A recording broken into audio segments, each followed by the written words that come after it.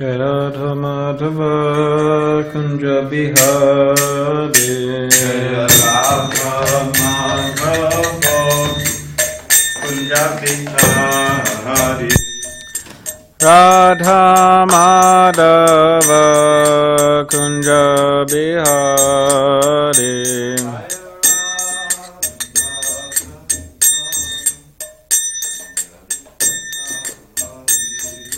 Gopi Jana Vallabha Girivaradari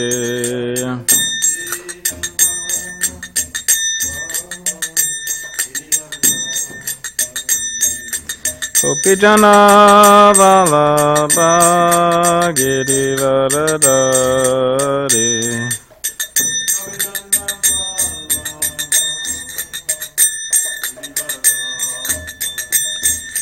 Yashodanandana Bhaja Jana Ranjana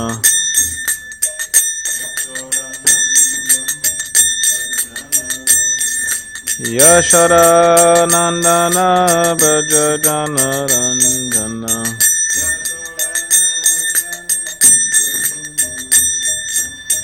Yamuna Tira Vanachari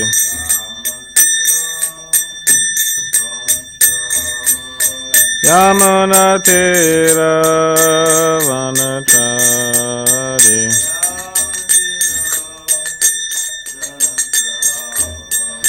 Jaya Radha Madhava Kunja Bihari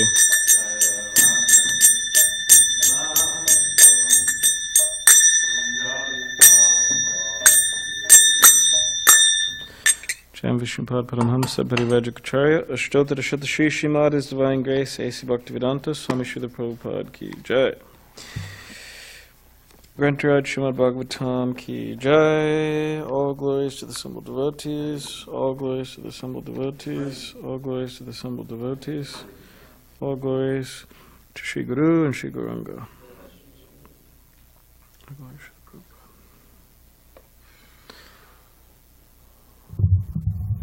So some devotee gave me this mic, X-Silavan studio microphone, professional large diaphragm studio recording microphone. But I don't know if, because I was thinking we could use it for the Bhagavatam class, but is that, just looks weird and it's too weird? It's not a wireless. No, it's not a wireless, it's What's the advantage? I don't know what the advantage is. I'm not very, okay. But I think it's better quality sound, and you could pass it to Javita for this. Better quality sound, and it picks up all the voice from the different angles. Because that could be a benefit, because sometimes. All right, I'll talk to our experts about it. Yeah. Sometimes we could use some more volume and picking up from different angles. Om Namah Bhagavate Vasudevaya. Om Namah Bhagavate Vasudevaya. Om Namah Bhagavate Vasudevaya.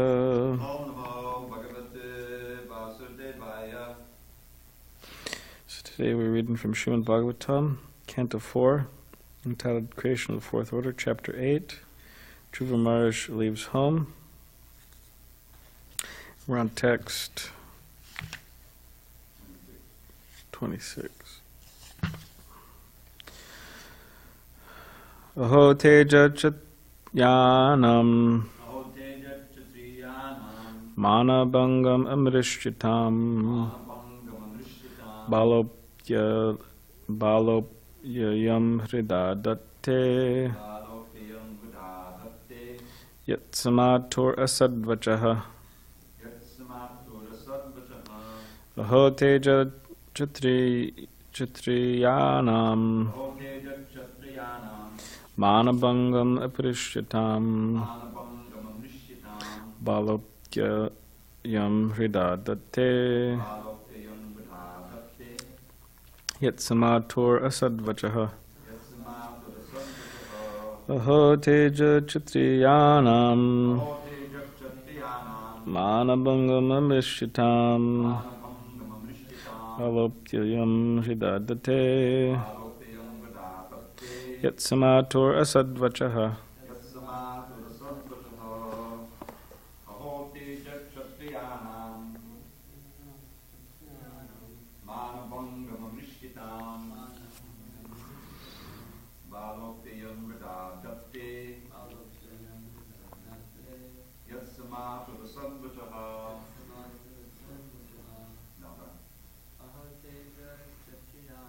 Ahote Jakshatiyanam Manabangam Nishyitam Balopyam Vidhadate Yasamato Sadvataha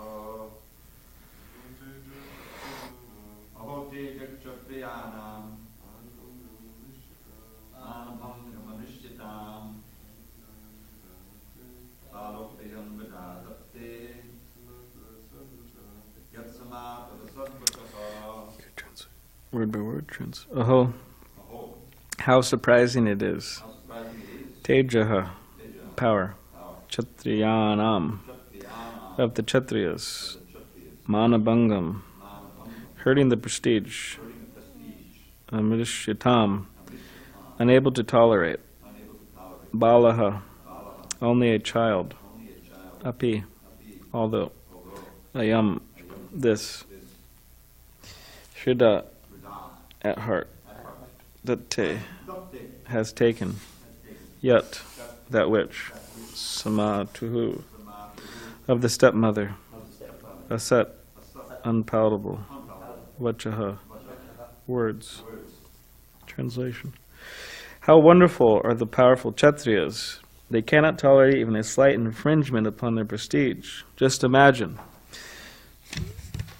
This boy is only a small child, yet harsh words from his stepmother proved unbearable to him. Purport. The qualifications of the Kshatriyas are described in Bhagavad Gita. Two important qualifications are to have a sense of prestige and not to flee from battle. It appears that the Kshatriya blood within the body of Dhruva Maharaj was naturally very active. If the Brahminical Kshatriya Vaishyav culture is maintained in a family, naturally the sons and grandsons inherit the spirit of the particular class. Therefore, according to the Vedic system, the sanskara, or the reformatory system, is maintained very rigidly. If one fails to observe the reformatory measures current in the family, one is immediately degraded to a lower standard of life. So I'll just read a few more. The great sage Narada told Dhruva, "My dear boy, you are only a little boy whose attachment is to sports and other frivolities. Why are you so affected by words insulting your honor?" Purport. Ordinarily, if a child is rebuked as a rascal or fool, he smiles and does not take such insulting words very seriously. Similarly, if words of honor are offered, he does not appreciate them. But in the case of Dhruva Maharaj, the Kshatriya spirit was so strong that he could not tolerate a slight insult from his stepmother, which injured his Kshatriya prestige. This is text 28. My dear Dhruva, if you feel that your sense of honor has been insulted, you still have no cause for dissatisfaction. This kind of dissatisfaction is another feature of the illusory energy. Every living entity is controlled by his previous actions, and therefore there are different varieties of life for enjoying or suffering. Purport. In the Vedas, it is said that the living entity is always uncontaminated and unaffected by material association. The living entity gets different types of material bodies because of his previous fruitive actions. If, however, one understands the philosophy that as a living spirit soul, he has an affinity for neither suffering nor enjoyment, then he is considered to be a liberated person. It is confirmed in Bhagavad Gita 1854, Brahmabhuta Prasanatma. When one is actually situated on the transcendental platform, he has nothing for which to lament and nothing for which to hanker. Narada Rishi first of all wanted to impress upon Dhruva Maharaj that he was only a child. He should not have been affected by words of insult or honor. And if he were so developed as to understand honor and insult, then this understanding should have been applied in his own life. He should have known that honor and dishonor are both destined only by one's previous actions. Therefore, one should not be sorry or happy under any circumstances.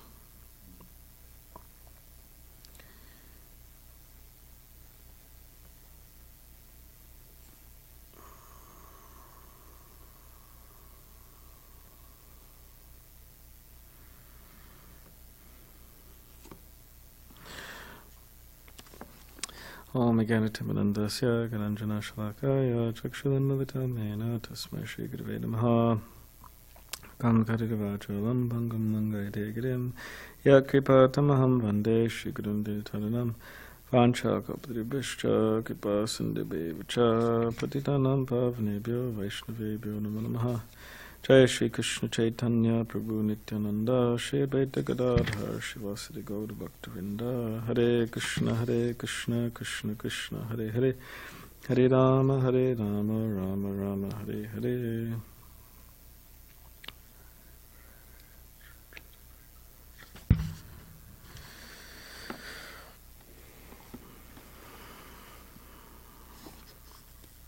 So here we are continuing to hear the descriptions of Dhruva Maharaj and his being insulted as he was a young boy, and he was insulted by his stepmother, and he became very angry. It's kind of funny. I was just remembering in my life, I don't know, I was probably like somewhere around 10 or under 10, and I was driving with my father, and he remarried, and they were doing something that was just really annoying to me, and speaking in a certain way, and I think they're even joking with that, oh, we'll just drop you off here. You know, sometimes people, they joke like that, oh, we'll just leave you here, or it's not much of a joke, but so I remember I was young. I said, okay, I was 10 or under 10, and I was very serious, and I said, okay, well, just let me out, and I opened the door, and I was very dramatic. Well, not while the car was moving, while the car was parked. But I opened the door and I said, let me out, I'm out of here. And I was very serious about it and very dramatic. And and then they got all serious. Oh, no, we're just joking, and get in the car. And, and I was just remembering. Because Dhruva Maharaj was such a young boy, and he just, okay, I'm out of here. And people have that, sometimes kids, they want to leave home, right? They run away from home, like that. So, and here Srila Prabhupada's mentioning that in the purport, the first purport, and the second purport that I read, and also the third purport, he's mentioning all these different, this idea that according to who we are, we have particular, you could say, tendencies. We have particular tendencies, and based on our past. So one may have whatever Shudra tendencies, one may have Kshatriya tendencies, one may have Brahminical tendencies, one may have Vaishya tendencies, but the tendencies that we have been cultivated very carefully by us for many lifetimes. So sometimes people, they they may complain that, oh, my mother and father, they had these particular tendencies, and I got stuck with them, and now I have to suffer. But the particular mother and father in which somebody has is very carefully crafted and very carefully designed, and actually they deserve that particular mother and father. It's not an accident. So it's not by random chance that one gets a particular mother and father, and therefore has, or is born in a particular family, and therefore has particular mind, and so on. And Srila Prabhupada would bring that up many times. He said that people, they're born at the same place at the same time. I was born in Northern California, in Hayward, California, which is by Oakland, which is not a very wonderful place. It's very crime. I'm sure in some ways it's a wonderful place, or maybe for some people, but a lot of crime there, I heard, a lot of murders and so on. And, but anyways, I was born over there, and at a particular time, a particular place. And there's another person who was born right next to me, right? I'm sure there's a few people, right, born right next to me. And those people, they have a different, of course you could say that astrologically speaking, there may be some similarities, but how they were raised, how they were, how much money they had, how much love and affection from their parents they got, and so on, that is all depending on their past and what they've done.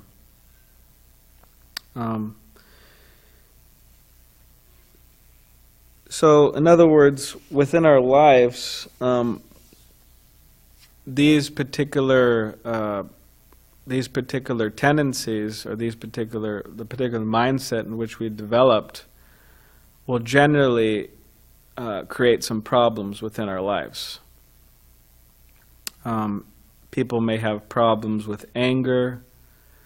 People may have some problems, controlling their tongue in relation to what they eat, or when they eat, or how much they eat, or what they're attracted to eating, or they may have difficulty controlling their tongue in the sense of what they say and how they say it, when they say it, right? Or they may have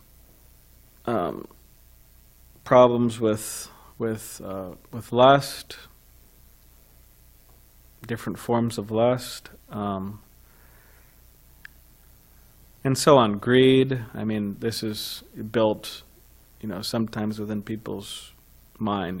Greed, the desire for things, the desire for, or whatever. I mean, built within people's also desire for, rising high. Okay, if I'm not going to make it materially, at least I could rise up to some high position spiritually, managerially in the International Society for Krishna Consciousness. I could be a whatever, this or that. Or, like Devamrita Swami, he said in India, he said sometimes the parents, they come to him and they're complaining about their son being a brahmachari. Young and intelligent. Some of these Indian guys, very, very sharp minds. They could have easily joined some big corporation, rised up to the CEO platform, and had their own, have their own floor on a big building in Bombay or something, and bought their own building. Bought many buildings, bought companies. But, they're just some humble brahmacharis, Bombay Temple or whatever, Chowpatty or Juhu or wherever they are, just worshipping, offering some incense to the deities and cooking some offerings. And they go out and they preach, right? Preach Bhagavad Gita. It's not. But from the parents' perspective, it's a super simple, and he's getting nothing from it, nothing material from it. Living with so many other men, and doesn't have much space, and so on. So they go up to him and say, "Oh, Maharaj, it's okay, fine. He joined, and he's given up so much money and position and all these different things for spiritual life. Okay, fine, but at least he could rise up in the. I mean, he's been a brahmachari for so many years. At least he could rise up in ISKCON a little bit. Get some whatever, get some big position or something. He doesn't have a big position in ISKCON. So yeah, that may be within us. There's so many things within us, and it's very hard. It's very hard to whatever has been, you could say, downloaded within our consciousness from our parents, and it does carry. That carries those genes and so on. That all carries. It's hard to erase, and it's hard to transcend. And some of those things actually, so in other words, some of those things may cause problems, difficulties within our lives.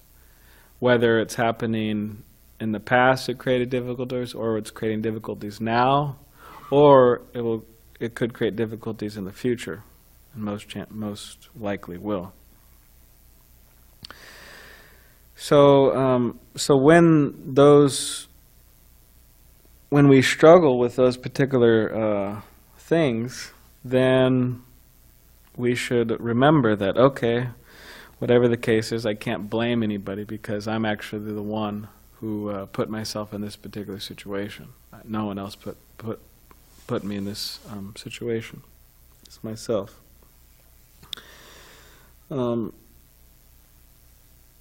And sometimes within religious circles, people, it's very easily have a tendency to look down on others. And specifically, look down on others means practically everybody else, besides anybody who's in their particular circle or religious group. And that is like such a huge tendency. It's absolutely unbelievable. I mean, within practically every religious system throughout the world, including ISKCON, that tendency is there. Why? Because that tendency is a facet of pride, which is very difficult for people to give up. Pride is also, by the way, it's actually it's an addiction, and it's an enjoyable thing for people. Therefore, it's hard for people to give up. Addiction means it gives them some sense of pleasure. People are addicted to that which gives them pleasure. Somehow or other, they derive some pleasure in it, thinking better than others. So, do you think I could see your phone real quick? I just want to read this. Gunagraj Swami said this at a program. He read this at a program one time.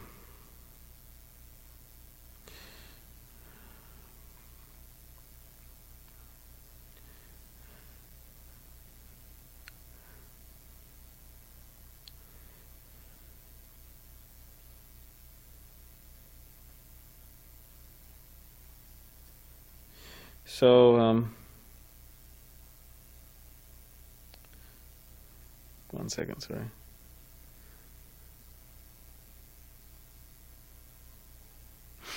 So heretic, what's a heretic, Trivita Prabhu? What's the definition of a heretic? What's the definition of a heretic? Oh, someone who is unorthodox in religious practices. Unorthodox in their religious practices. So it means they're like... Claiming that Krishna is not God. Shiva is God. Yeah. Hmm. Atheist. Oh, atheist. So atheist is a good... Well, they're not real... The roots are not fine. There's this definition of Pashandi. Yeah. There. You know,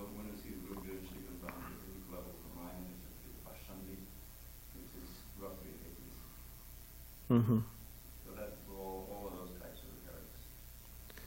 So, oh, I was going to read something. So heretic, atheist, Pashandi, just somebody who's just, not in good standing, right? So, A heretic is someone who at one point may have been Orthodox but went off the grid. yeah, like like we would call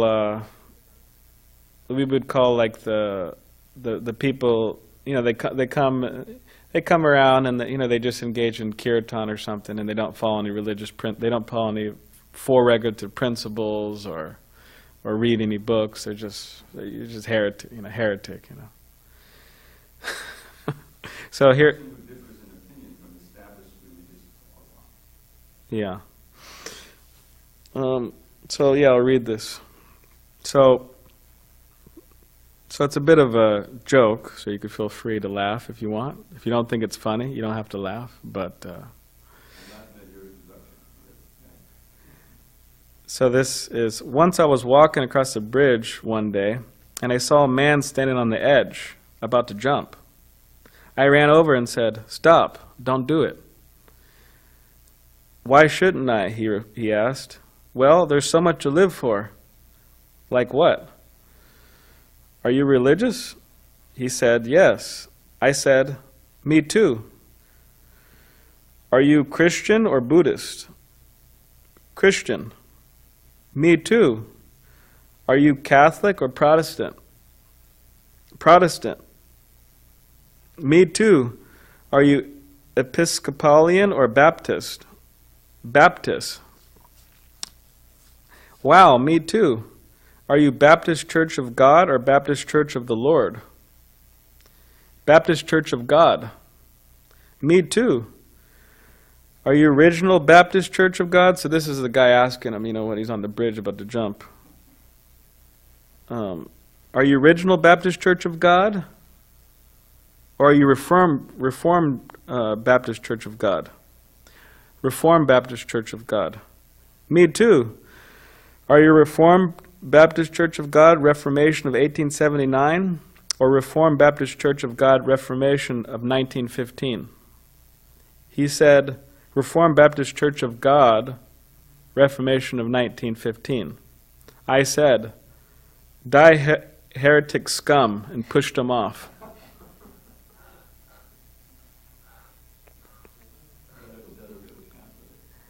Well, I hope not. So yeah, all these, are you there, right? Or else, if you're not in that gap, then you're just, you're heretic scum. Right?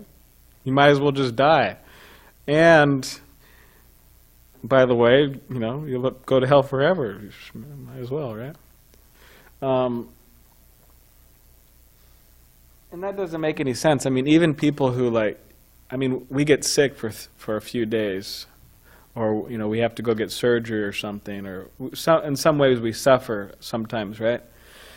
I mean, that suffering is difficult to deal with. Anybody who's suffered knows it's difficult to deal with. And just imagine, that suffering that we're dealing with is not the highest suffering. So just imagine that suffering multiplied by, I don't know, thousands of times. Because all religious scriptures say that hell is extreme suffering. It's not just like, it's just not like you stub your toe or something and your head hurts. It's extreme suffering. So just imagine hell forever in that extreme suffering condition. We have a hard time just for a few days. So this is what some religious people, they claim that, yeah, people who aren't in their group, then, yeah, even if they're also Christians or whatever, then they'll still have to go to hell. So this idea of thinking or looking down on others, it's very, you could say, easy, and it's done all the time within different groups. And yeah, people think, oh, well, it's just these the stupid karmis, right? And what the Bhagavatam says about them, right? The Bhagavatam says they're, what's that one verse? Those men who are like dogs, hogs, camels, and asses, they praise the other men who are, bigger dogs, hogs, camels. Yeah, they praise the men who never listen to the glories of Krishna, right? So in other words, it's saying that the small animals, they're praising the big animals, and what is the qualification of the big animals is that they don't listen to the glories of Krishna. So yes, by definition, according to the Bhagavatam, people are like that. But the challenge for the devotees is to know that, but to also see them on a higher level, means as persons who have potential to become Krishna bhaktas, and try to elevate them to that standard. Because after all, if we were not careful, if we had not been careful in our lives, we would have been exactly like that. Exactly like them. Whatever pathetic person you could think of, or whatever mundane, materialistic, hedonistic person you could think of, the biggest one you could think of, the most miserable person you could think of in the world, we would have been exactly like that if we're not careful, if we hadn't been careful. And another, you could say, maybe even more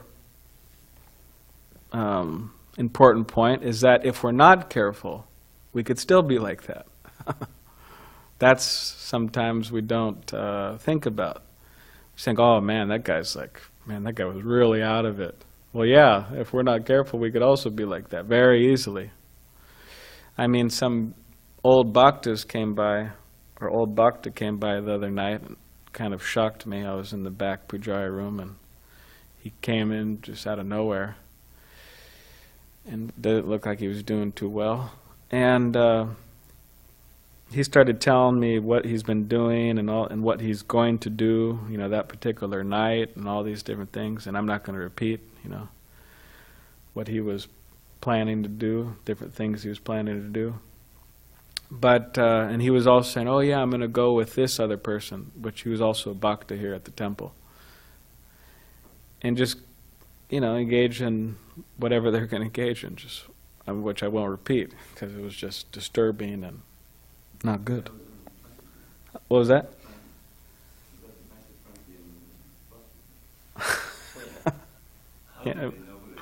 Yeah, Frankie and Buster. But yeah, it was really, anyways, it was really sad, and I was thinking, oh, I could have been exactly like that. And if I'm not careful, I could be exactly like that. Not exactly like that, but similar. I could be within that group.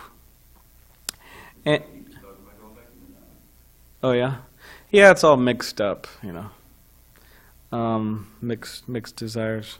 And yeah, they're both, they've come, whatever, people have mixed desires. But that's also the challenge that, on one hand, to have such strong desires for sense gratification, and then on the other hand, have some desires for Krishna, that's also a challenge. So we want to head towards the side of having strong desires to serve Krishna, and our desires for sense gratification are quieting. They're becoming more and more quiet, and just eventually just silence that. There's no desires for sense gratification. So that's the idea. And so this is a very wonderful pastime, which it teaches us that although Dhruva Maharaj had a desire for sense gratification, and it was quite strong, and it was completely material, but due to his association with Narada Muni, the great sage, the great devotee Narada Muni, he was transformed and convinced that I should surrender to Krishna, or I should surrender to Narayan. I should worship Narayan. So this is what happens with everybody, that they have to come in contact with devotees, and not only have to come in contact with devotees, but they have to take the instructions of the devotees, and in this way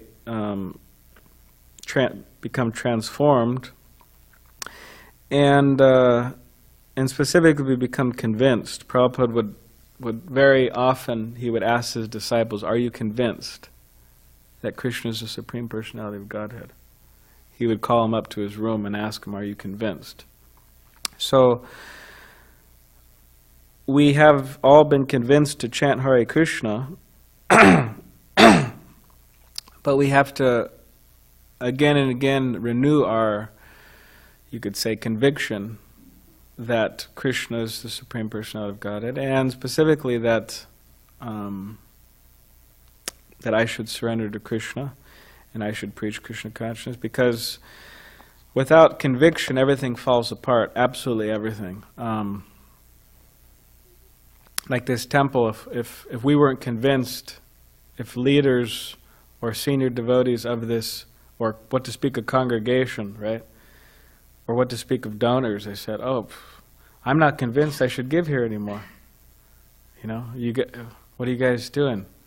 You're just making a bunch of paneer sabji and whatever.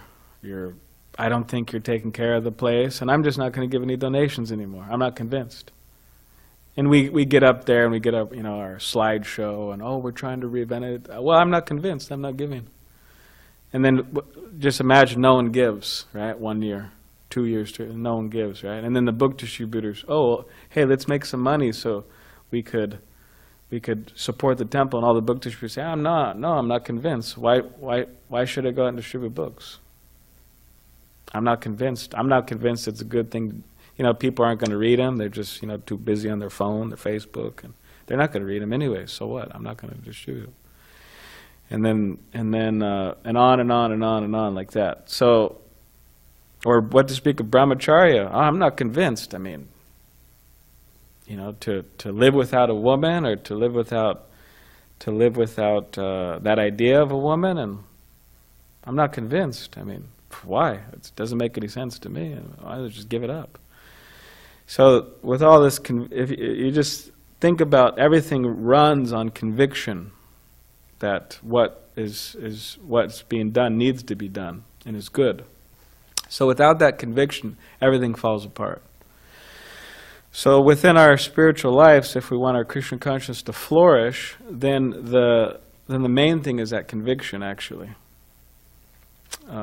Because from conviction we will, and other things, we will be inspired to continue year after year after year. Because if we're not convinced, we cannot go year after year after year. It's impossible. And that's why most people actually, I would say, it's not you could say it's because of lust, you could say it's because, they're not sure you could say it's because of, bad relationship with devotees, on and on and on. There's so many reasons or offenses, which they're all true, but when it comes down to it, they're not convinced that this is what they should be doing with their lives. And therefore they give it up. Okay. So, therefore reading Prabhupada's books, associating with devotees, and meditating on personalities like Dhruva Maharaj will help us. So does anyone have any questions? Or yes? Because I've been around a long time.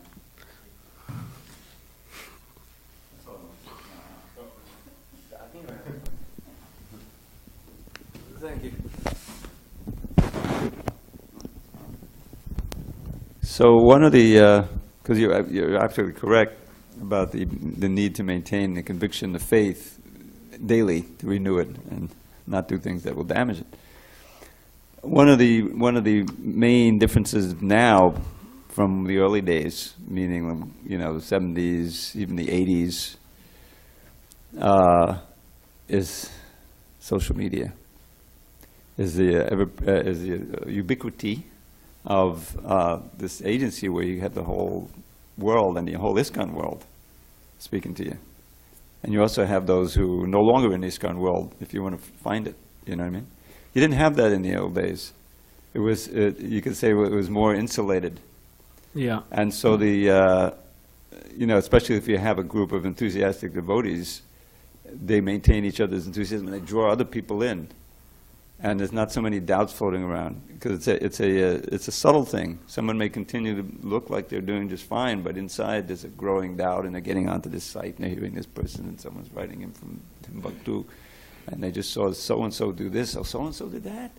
Oh my God, you know. And so this way, all of a sudden, someone just, they lose it. And it's harder to maintain it. It's not something we can do anything about. That's the environment we live in. And of course, there's an upside where you can, you know, attend Mangal Artik in Mayapur every morning, even though you're sitting here in Oakland. Hasya told me he attends Mangal Artik here, even though he's in Mayapur sometimes. Hasya Grami? Yeah, he told me that recently.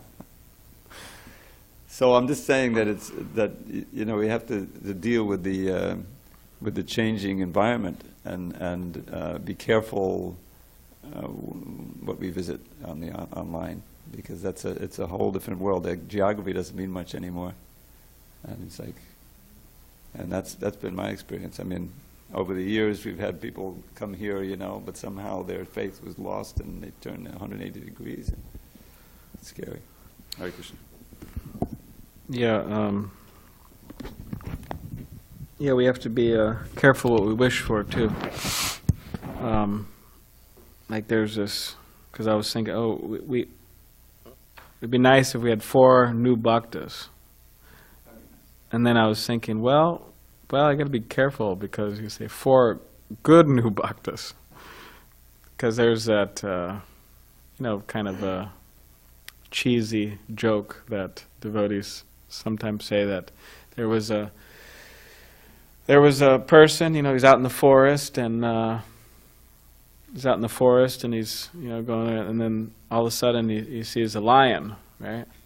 And then the lion starts looking at him like, oh, all right, you know, here's my lunch, you know.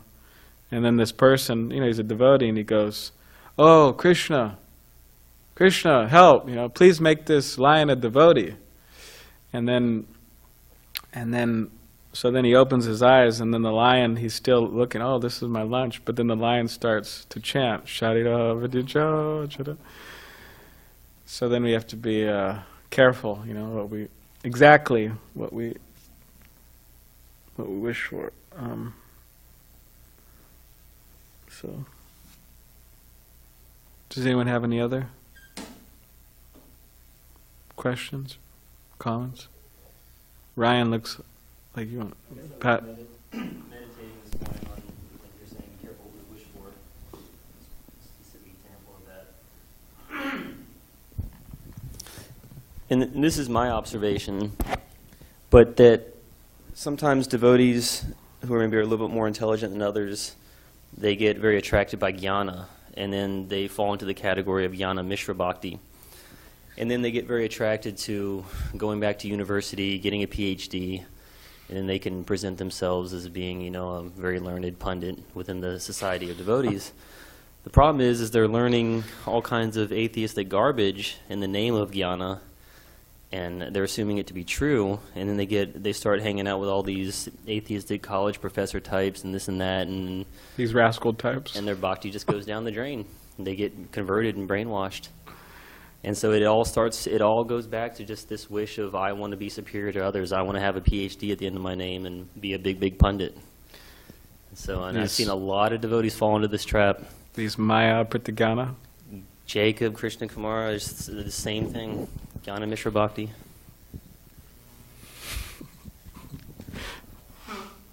First the Jnana, then the Mishra, but then the Bhakti goes, right? Yeah, so it's a challenge, yeah.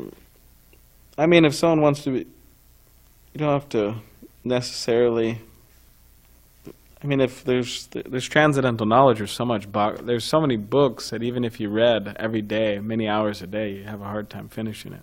You couldn't finish it throughout one life. So, but yeah, there's so many, you could say, dangling carrots, right, that may attract people, but we have to be careful, you know, to know that, hey, I might just be, you know, acting like a donkey here, trying to get the dangling carrot, you know, got some master whipping me, from behind. So you have to be careful, that we don't fall into different traps. So does anyone have any other questions or comments? Jamal? I have a question, but I haven't formulated it, so I'll ask you later. All right. Jai. Grantar Srimad Bhagavatam ki jai.